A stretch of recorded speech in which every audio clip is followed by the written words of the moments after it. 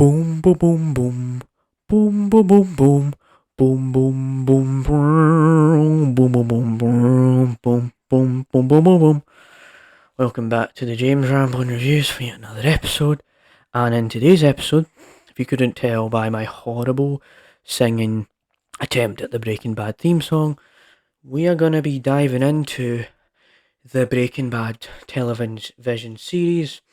And if you know the James Allen Show, we've talked about the Breaking Bad show on my podcast before with Tom Duncans and Phoenix, and I've personally mentioned the fact that I got into it and it was very good.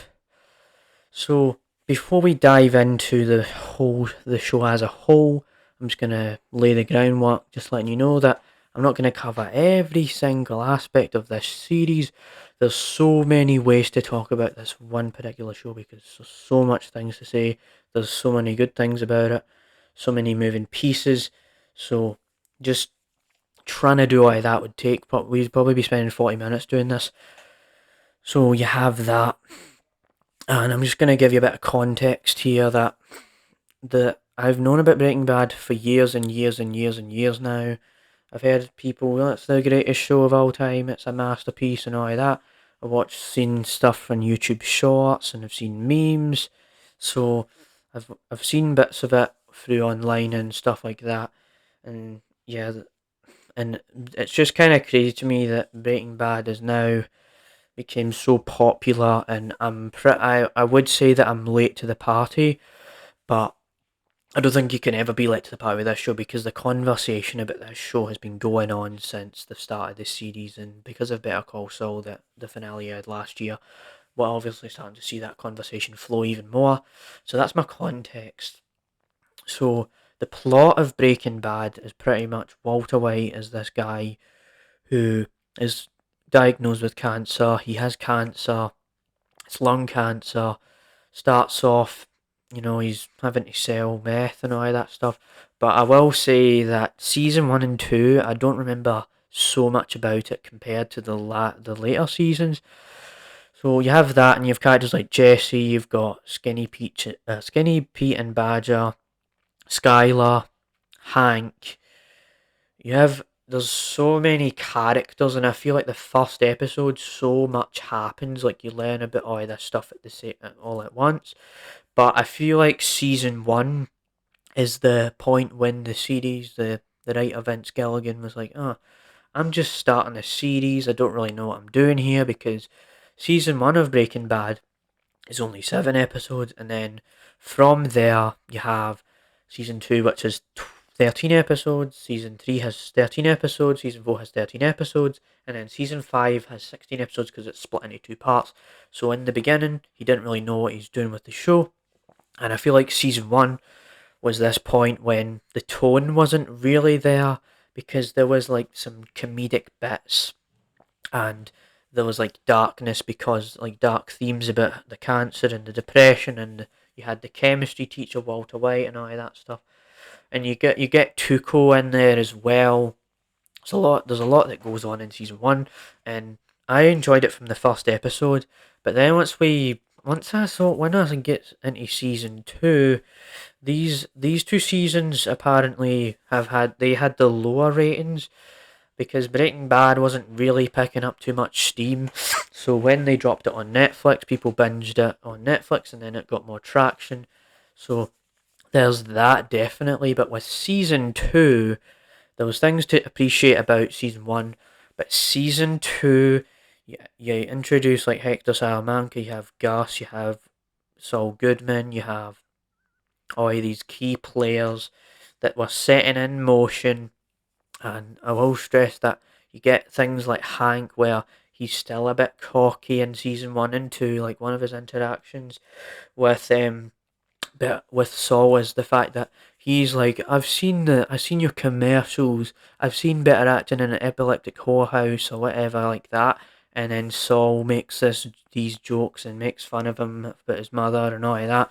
So there was this kind of awkwardness in the show. Like Hank didn't really, the writers didn't really know what they were doing. They were just testing the waters, and so you have that. Then you also get a bit of Jane in there as well. And personally, Jane is an okay character. Like, I didn't fully invest myself into it, but it gave Jesse a love interest, and as season two progresses, the this is the point where you had the end of season one or whatever, where you had the Heisenberg outfit, and then in the end of season two, I'm sort of jumping all over the place here, but at the end of season two, you get this whole thing when Jane ODs, right? She overdoses and dies on a bed, pretty much, and Walt just stands there. He was the guy who actually did that to her, but Walt just never brings it up. Like, just never really mentions it to Jesse. As you're gonna see later on in the review, you're gonna see when Walt, there's a point when Walt actually tells Jesse that he watched Jane die, but there's that. So there's all of that stuff, and that was the point when Walter, there's these hints where Walter's personality is starting to shift. So he goes from this man who's like kind of, he's not like super egotistical and confident. He's like regretful. He's like, oh, I don't want to make these horrible decisions. I just want to do what's the best for my family. But then as you dive into the later seasons, it just changes the scope. So you get that, and with I'm gonna go back to Gus and Mike, right? Because Gus, he has his Los Polos Hermanos like chicken restaurant, and like he uses this restaurant as to cover up this whole meth business he's making, this whole organization. It's kind of like a cover up to see what he's actually about. So with season two, we established that, and Saul's a good character. So season three, right? Oh, season three. So this is a season when it is. You can sort of see that it's kind of slow, but I wasn't too mad at it. So in season three, from what I remember, you had stuff like the whole thing with Ted and Skylar and how she wanted to get divorced to Walt because of all this stuff. She learnt about how Walt is selling meth and he's getting all this money from it. So there's all of that.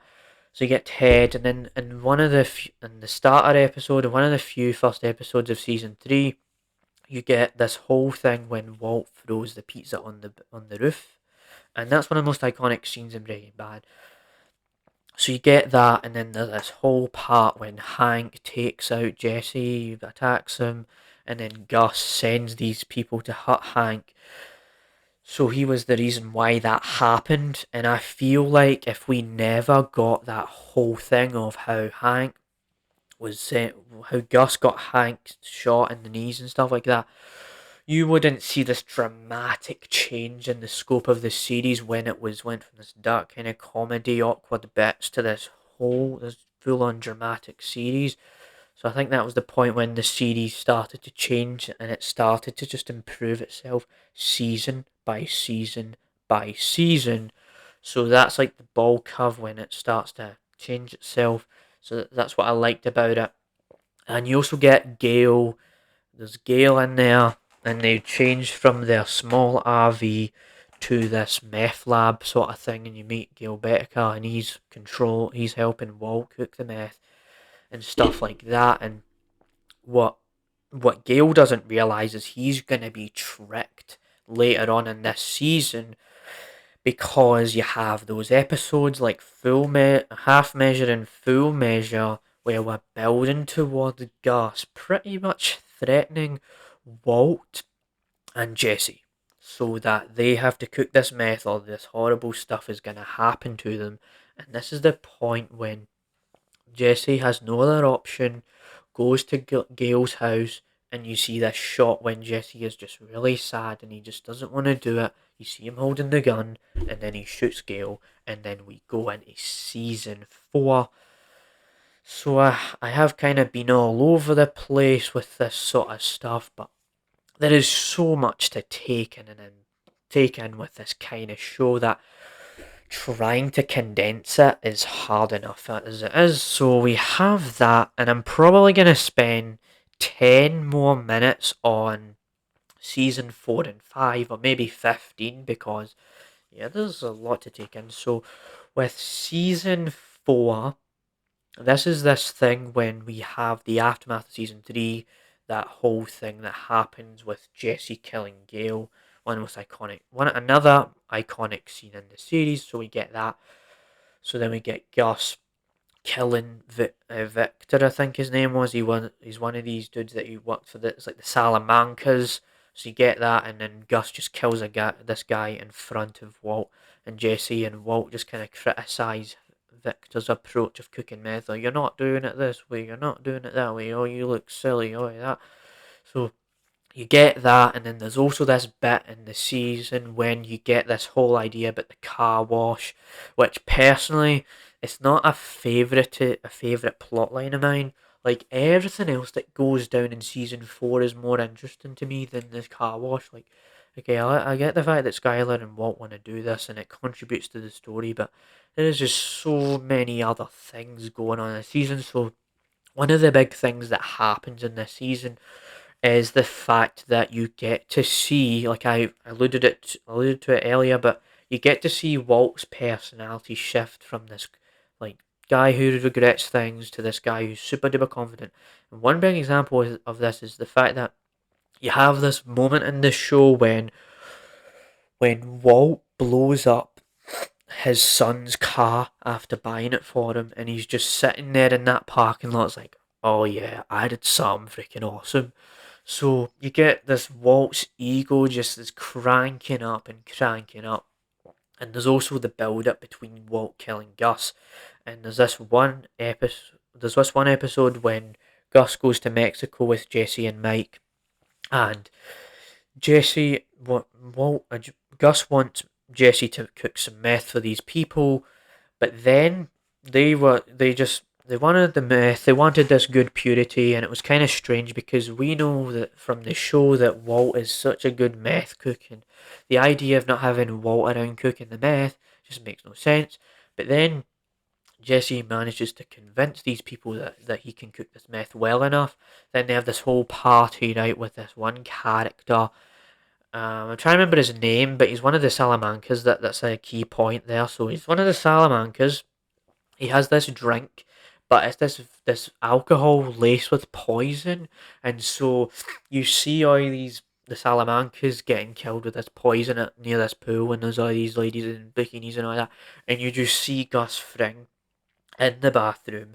He's like just slowly like moving his towel like that. He's like, oh yeah, and he just gets revenge on the Salamancas, and that's a plot line that's kind of been going on throughout Breaking Bad. Is the fact that there's been this whole thing between Gus and the Salamancas, and the interesting thing about season 4 is the fact that we hate Gus to bits, but we want Walt to win.